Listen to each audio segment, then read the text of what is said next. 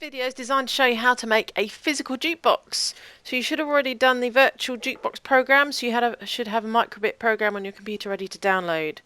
But for the physical part of this assignment, you will need a microbit.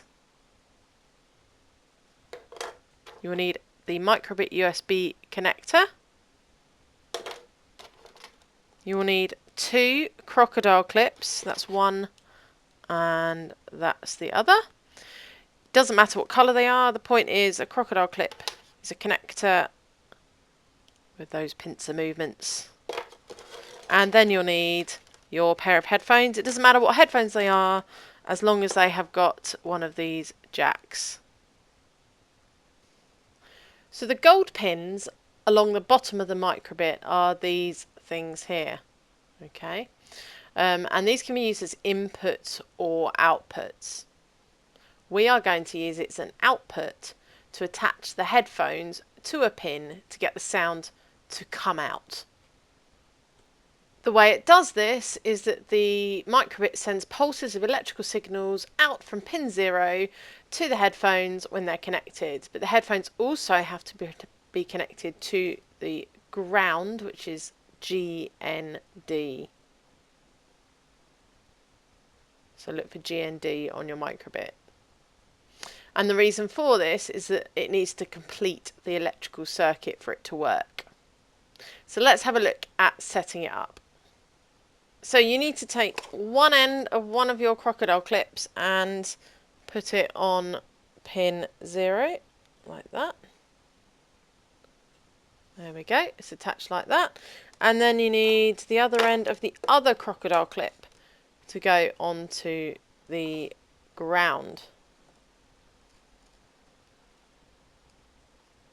There we go, so that's like that. Now that's ready to attach to the headphone jack.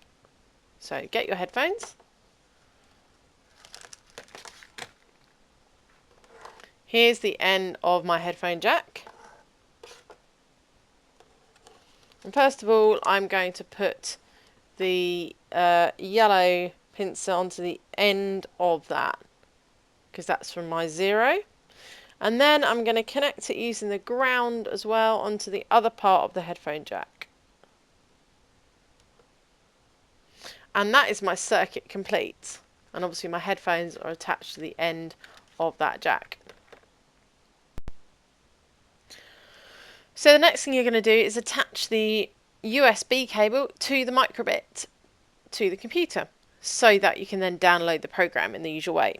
So find the port on your microbit. Remember, it's this one here, and it should be obvious which way it goes in.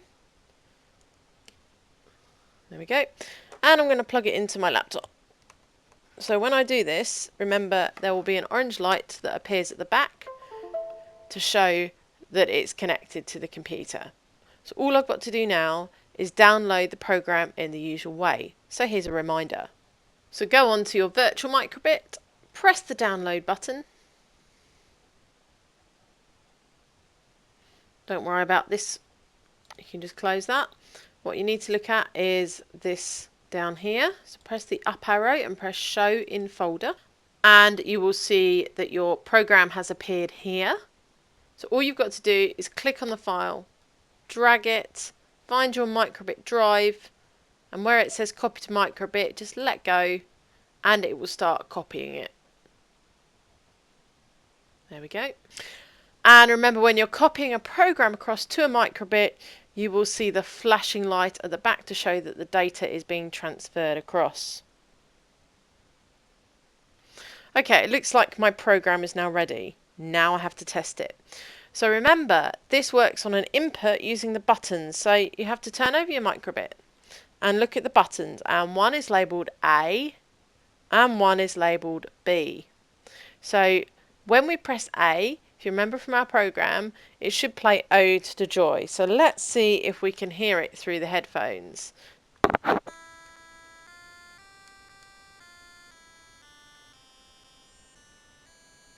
There we go, that's playing. Fantastic.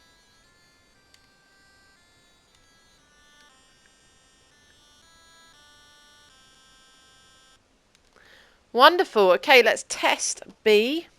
So I'm going to press the B button. Remember, it should be the blues that comes out.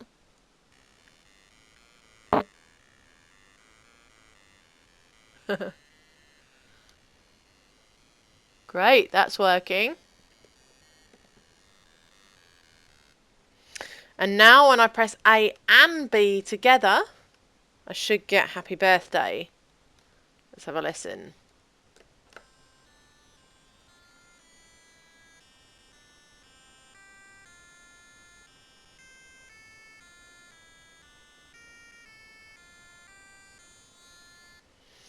Great, another success. So remember, you need to test your program. And if you're improving your program, don't forget you'll need to download every new program that you do. Otherwise, the microbit won't remember it. So it only remembers the last program that it has been given. So that is how you create a physical jukebox. Have fun and see what you can do with it.